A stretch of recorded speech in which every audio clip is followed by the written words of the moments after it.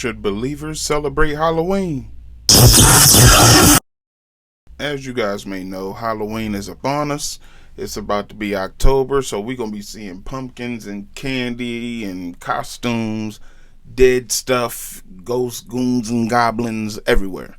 But what does this mean for the believers? Majority of Christendom celebrates Halloween. They allow their kids to go trick-or-treating, dressing up in costumes and all of that stuff. So in this video, I want to show you the origin of Halloween. If you're new to the channel, don't forget to subscribe and don't forget to smash that like button so this can get out. And also turn that bell on so you're notified every time I drop a new video, alright? Let's go. So we're going to take a look at the origin of Halloween, or where it came from. Halloween's origins can be traced back to antiquity. Most point to Samhain, the Celtic festival, which commemorated the end of the harvest season and the blurring of the physical and spirit worlds as Halloween's forebear. Over the ages, the holiday evolved, taking on Christian influences, European myth, and American consumerism. Today, Halloween is celebrated with trick-or-treating, costumes, jack-o'-lanterns, and scary movies, all things which would likely be unrecognizable to those who took part in the holiday's earliest forms. And as y'all see, Samhain was celebrated with fires, dancing, and costumes. Celts believed that the barrier between the physical and spirit worlds were breachable during Samhain. It was expected that ancestors might cross over during this time as well, and Celts would dress as animals and monsters so that fairies were not tempted to kidnap them. In the 7th century, the Catholic Church established November 1st as All Saints' Day, a day commemorating all the saints of the church. By the 9th century, the influence of Christianity has spread into Celtic lands. In 1000 AD, the church made November 2nd All Souls' Day, a day to honor the dead. It's widely believed today that the church was attempting to replace the Celtic festival of the dead with a related church-sanctioned holiday. The All Saints' Day celebration was also called All Hallows or All Hallowmas. In England and Ireland, during All Saints' Day and All Souls' Day celebrations, poor people would visit the houses of wealthier families and receive pastries called soul cakes in exchange for a promise to pay for the souls of the homeowner's dead relatives, known as souling.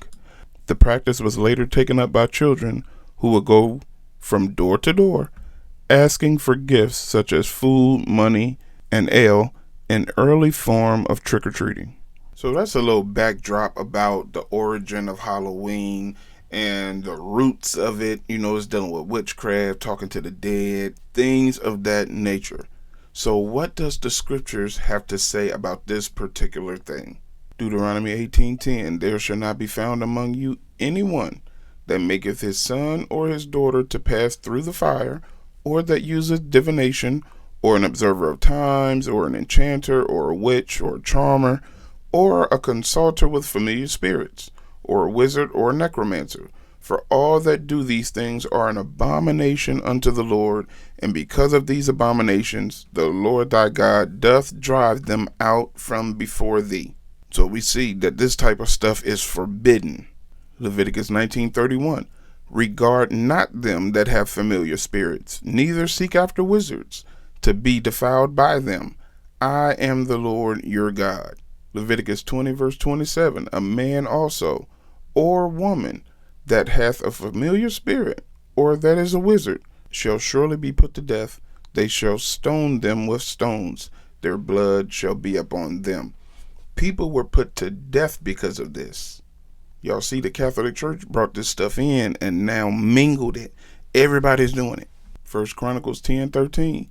So Saul died for his transgression which he committed against the Lord, even against the word of the Lord, which he kept not, and also for asking counsel of one that had a familiar spirit to inquire of it, and inquired not of the Lord. Therefore he slew him and turned the kingdom unto David, the son of Jesse. King Saul died. All right. Jeremiah 10:2. Thus saith the Lord, learn not the way of the heathen, and be not dismayed at the signs of heaven, for the heathen are dismayed at them. For the customs of the people are vain. So you see here, there's a clear instruction not to even learn the ways and patterns of the heathens, right? The heathens is the nations, the different type of nations, right? But over here in Psalms 106, look at this.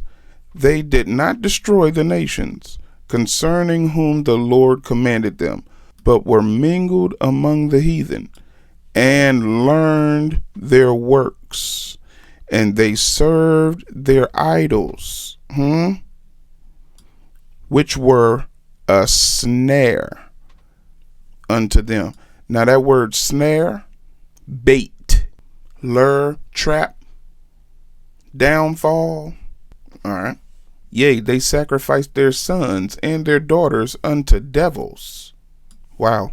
And shed innocent blood, even the blood of their sons and of their daughters, whom they sacrificed unto idols of Canaan. And the land was polluted with blood. Thus were they defiled with their own works, and went a-whoring with their own inventions. Look at verse 41. And he gave them into the hand of the heathen, and they that hated them ruled over them. Their enemies also oppressed them, and they were brought into subjection under their hand. Do y'all see the story? They learned the ways of these people, was mingling with these people, and the Lord gave them over to it. All right. And that's in the Old Testament. 2 Corinthians 6:17. Wherefore come out from among them, and be ye separate, saith the Lord, and touch not the unclean thing, and I will receive you. And I will be a father unto you, and ye shall be my sons and daughters, saith the Lord Almighty. There's supposed to be a difference between us and them. 1 John 2:15. Love not the world, neither the things that are in the world. If any man love the world, the love of the Father is not in him. Trick-or-treating, Halloween, talking to the dead, all of that stuff, that's what the world get into. Romans 12:2. And be not conformed to this world, but be ye transformed by the renewing of your mind, that ye may prove what is that good and acceptable and perfect will of God. Acts 17:30. In the times of this ignorance, God winked. So the times when people don't know, people not aware of what they're doing and what it's rooted in and all of that stuff, right? So at those times, God winks at that stuff because it's ignorance, it's not knowing. But the verse says, but now commandeth all men everywhere to repent. You didn't know, now you do. Repent. Because he hath appointed a day